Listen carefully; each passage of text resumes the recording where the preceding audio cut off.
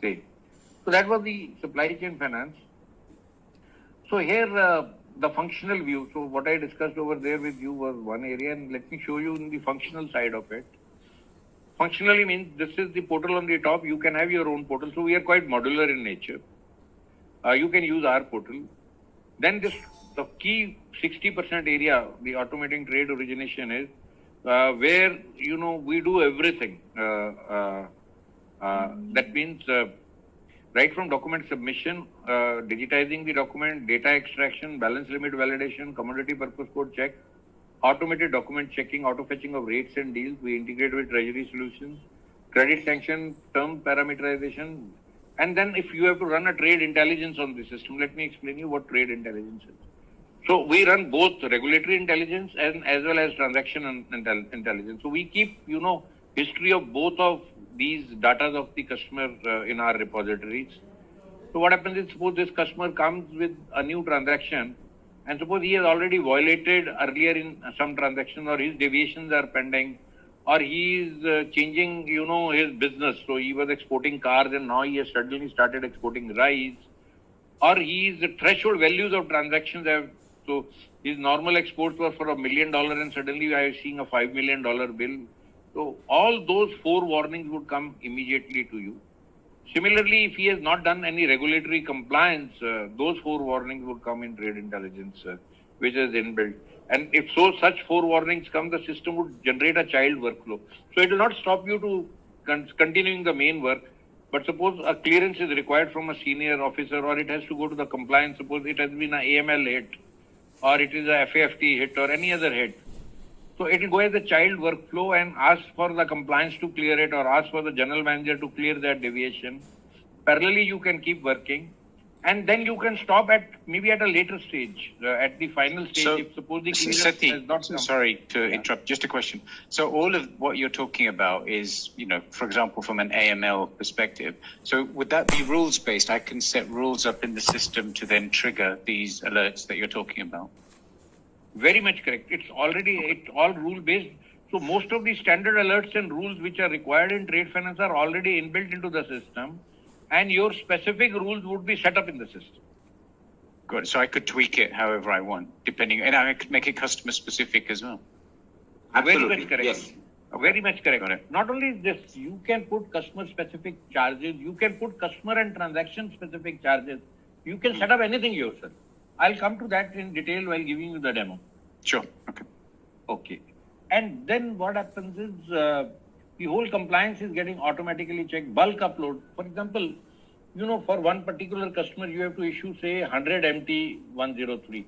So instead of opening one by one empties, we have a facility, just upload the Excel file of this customer and all 100 MT 103 will be created in one stroke. So that saves a lot of time. That is bulk upload facility. Similarly, audit and log. So every place the audit and log is inbuilt into the system. When I say audit and log is inbuilt into the system, every moment you do anything in the system, it's stamped. And then some customer may require enhanced due diligence, which we will identify in trade intelligence and move them to enhanced due diligence. And that regulatory OFAC, FATF, SDN integrations normally we do. We also do online signature verification from your signature repository, which may be in the core banking also. Document management and process designer I have already discussed with you, but this alert and notification is an area I wanted to tell you. The system has a very intelligent alert and notification system inbuilt into the trade finance. So let me explain you this. So you can have alert and notification for anything. For example, your MT700 export LC has come. So we have spooled, your Swift file. We have lodged the MT700 automatically into the trade solution, as well as we will send the alert to the customer automatically. Look, please contact the bank. One of your trade LC has already arrived in the bank. Similarly, maybe your general manager is a senior guy who is normally not on the desktop, but he is on move. And some transaction requires his clearance, or maybe the compliance guy is on move. The notice would immediately go on his mobile, either on an SMS or on an email. And he can also clear the transactions on the mobile and email. So there is an alert and notification at every stage.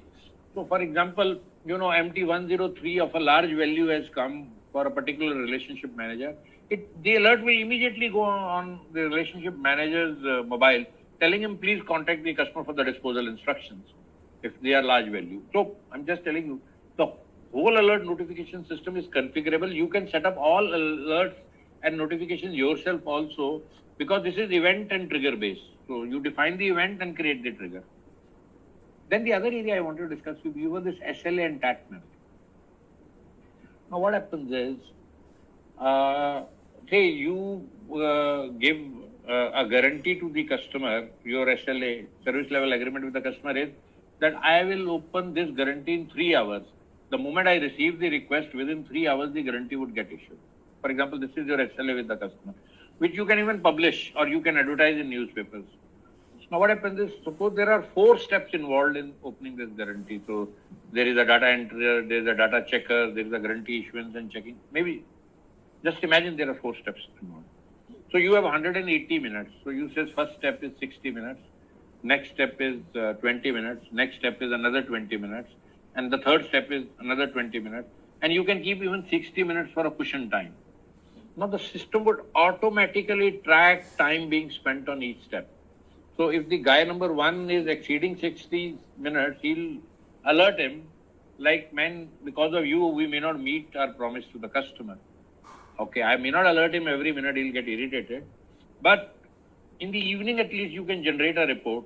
So every 60 minutes is what I call TAT, turnaround time. 20 minutes is turnaround time of that step. So in the evening, I can tell you through a report also that how many promises were not met today. And the reasons you can identify why they were not met. Was the staff overworked or was the staff undertrained? So there is a continuous improvement process going on. So that is what this whole trade origination is about. Rest areas actually I have already discussed with you, including reports. And then this trade origination is tightly integrated with the trade processing system. So you can even continue using your existing trade processing system, or